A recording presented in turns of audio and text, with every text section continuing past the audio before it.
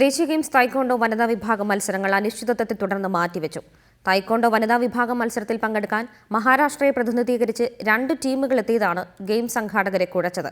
മഹാരാഷ്ട്രയ്ക്ക് വേണ്ടി 2 ടീമുകളെ കളത്തിലിറക്കാൻ അനുവദിക്കില്ലെന്ന ഉറച്ച നിലപാടിലാണ് മറ്റ് സംസ്ഥാനങ്ങൾ. അതേസമയം പുരുഷ വിഭാഗത്തിൽ കേരളത്തിന്റെ അക്ബർ വെങ്കലം കരസ്ഥമാക്കി. തായ്ക്കൊണ്ടോ വനിതാ വിഭാഗം അണ്ടർ 46, അണ്ടർ 57, അണ്ടർ 73 കിലോഗ്രാം മത്സരങ്ങളാണ് മാറ്റിവെച്ചത്. മഹാരാഷ്ട്രയെ പ്രതിനിധീകരിച്ച് 2 ടീമുകൾ എത്തിയത് ഗെയിംസ് സംഘാടകരെ കുഴപ്പിച്ചു.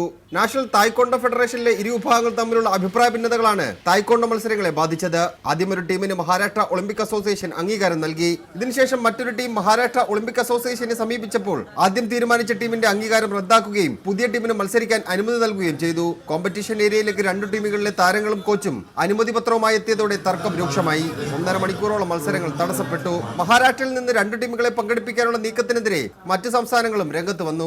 वो कल बोला था कि आज होगा, आज मॉर्निंग में भी बोला कि गर्ल्स का आज होगा, बट आज नहीं हुआ. तो उसी से है थोड़ा गर्ल्स लोग जैसे सुबह से भूखा बैठे. ഇരുവിഭാഗവുമായി ചർച്ച നടത്തി പ്രശ്നം പരിഹരിക്കാനുള്ള ശ്രമത്തിലാണ് ഗെയിംസ് ടെക്നിക്കൽ കമ്മിറ്റി. തർക്കത്തെ തുടർന്ന് മാറ്റിയ വനിതാ വിഭാഗത്തിന്റെ മത്സരങ്ങൾ വ്യാഴാഴ്ച നടത്താനാണ് തീരുമാനം.